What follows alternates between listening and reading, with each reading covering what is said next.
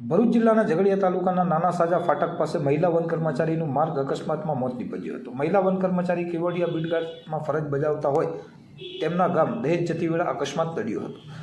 ભરૂચ જિલ્લાના ઝઘડિયા તાલુકામાંથી પસાર થતા આડેધડ અને ઓવરલોડ ખનીજ ભરી ચાલતા વાહનો નાના વાહનોને ગણકારતા નથી, તે પ્રમાણે પોતાનું વાહન બેફિકરાઈથી હંકારતા જોવા મળે છે, જેના કારણે ખૂબ મોટી સંખ્યામાં અકસ્માતોની વરઝાળ ઝઘડિયા પંથકમાં જોવા મળી રહી છે।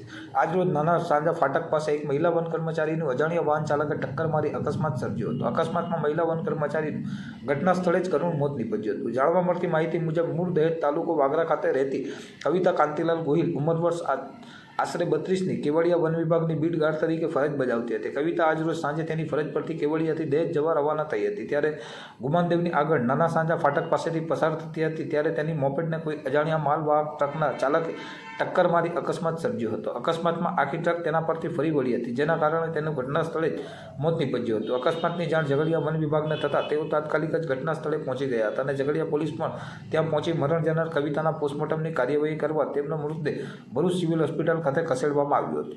આ લખાઈ રહ્યું છે ત્યારે ઝઘડિયા પોલીસે અજાણ્યા વાહન ચાલકની શોધખોળ શરૂ કરી તેના વિરુદ્ધ કાર્યવાહી હાથ ધરી હતી।